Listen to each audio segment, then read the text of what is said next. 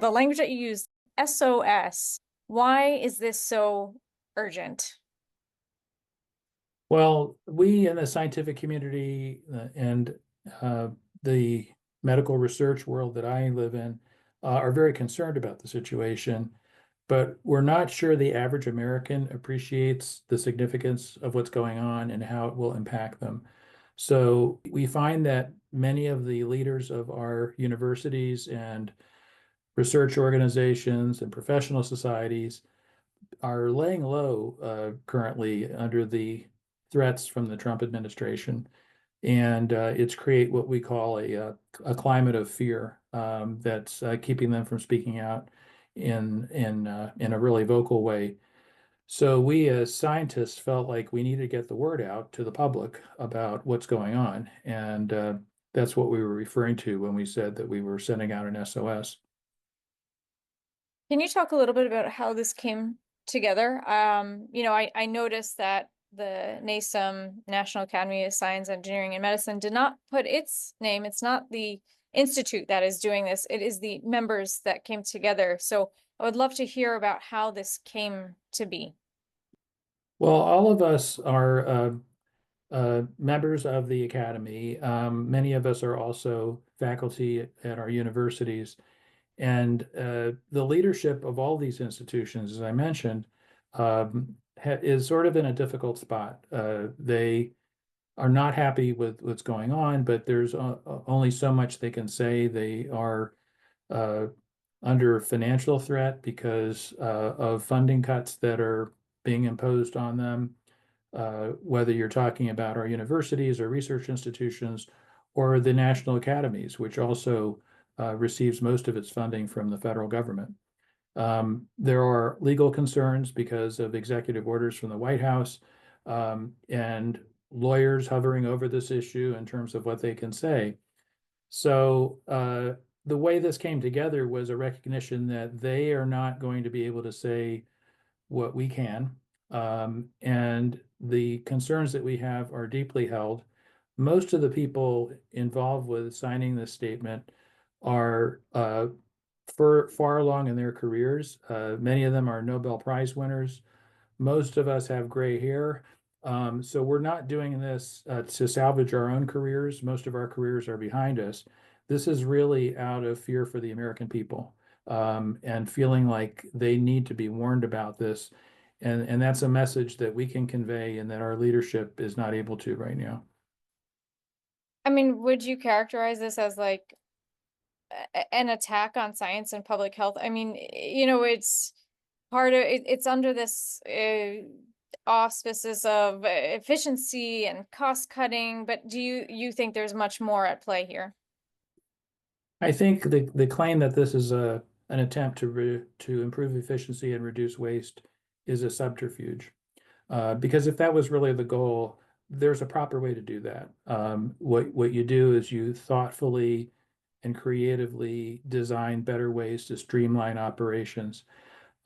Their approach to improving the efficiency of these functions of government is basically to close the doors and send everybody packing. Um, I liken it to if you have a car engine that isn't running efficiently, you take it to the mechanic and get a tune-up. What they're doing instead is pulling out a sledgehammer and clobbering the engine. Uh, and this not only does nothing to improve the efficiency of the engine, but now the car doesn't work. And that's basically what's happening here. This is um, uh, a what's happening now is basically a deconstruction of the capacity of the U.S. government to do research. And the same thing is happening to our public health infrastructure at HHS. Piece by piece, it's being dismembered so that our ability to protect the health of the American people is being decimated by the government.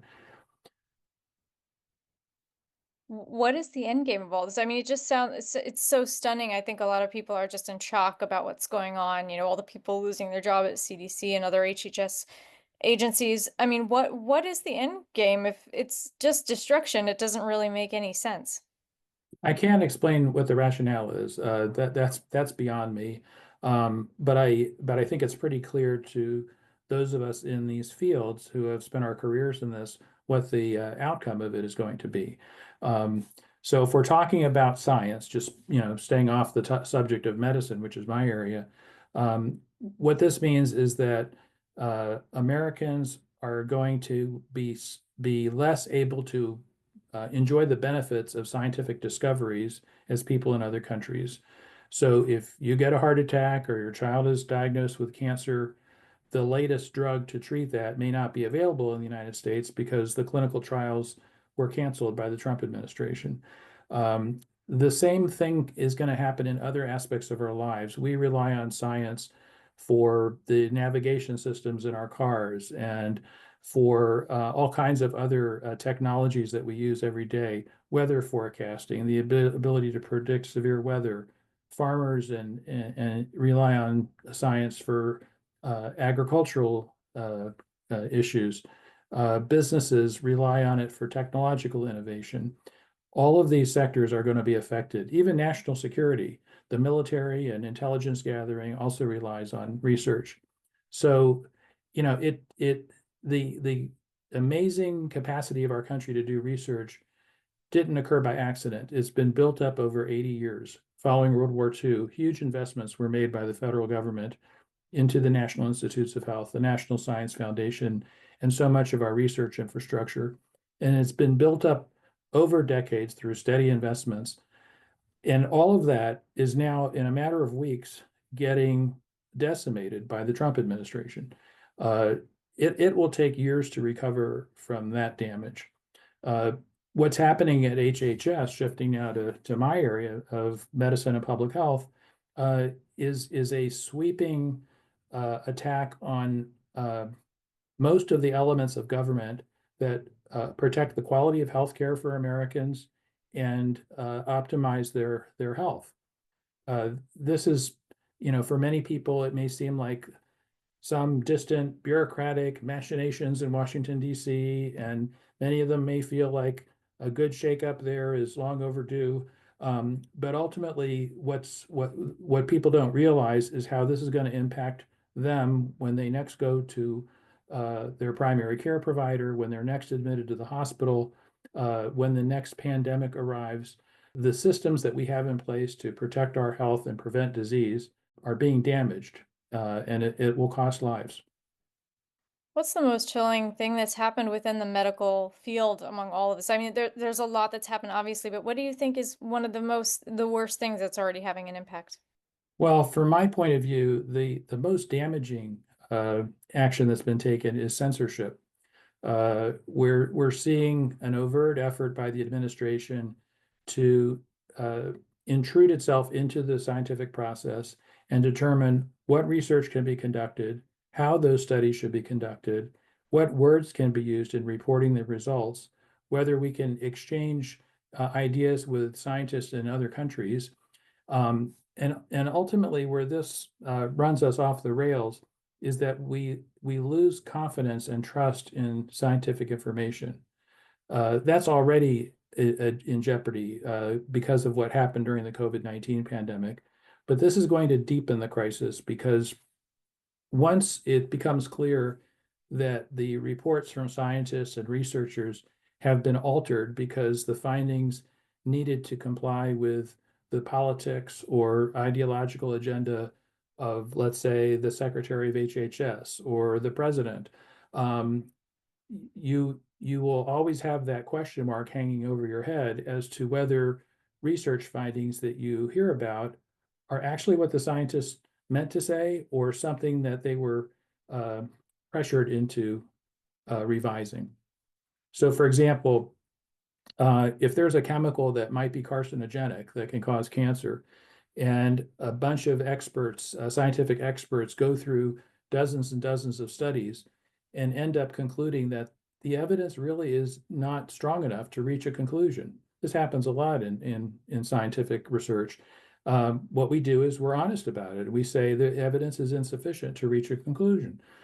But if you now have this question over how much you can trust the findings, you'll begin to wonder, well, is that really what the scientists believe, or did somebody get to them? Did they get a call from the EPA administrator? or was somebody on Capitol Hill who gets campaign donations from an industry pressuring them to alter their findings. And maybe they did think it was carcinogenic, but they were coerced into saying otherwise. The letter mentions fear being felt in the medical academic communities. Can you tell us exactly what people are fearing, obviously for their jobs and their work, but is there anything else, in this sense of fear that you're describing? Well, the institutions have concerns. Many of them feel like there is an existential crisis facing them as to whether they continue to function the way they have in the past because of funding cuts or because of some of these legal pressures. But the folks I worry about the most are young researchers and investigators who are trying to get their careers off the ground. And many of them are fearful about their ability to continue to get funding for the research that they do. And some of them are concerned about losing their jobs. We're seeing the beginning very quickly of a brain drain where some of our top researchers have decided that this is not for them and that they need to move to another country in order to pursue their careers. Uh, Many of the funding cuts that have hit universities have forced them to turn away graduate students or to at least reduce the number of openings that they're offering. But in some more severe cases, they've actually contacted students they've already admitted and told them that they can't take them. So many young people who want to pursue a career in science are thinking about getting their education in another country. And then others are just abandoning those career aspirations and thinking of going into a different line of work. What do you think about recourse here? I mean, we've seen litigation, we've seen some judges put a pause on, blocking initiatives to pull funding, that sort of thing.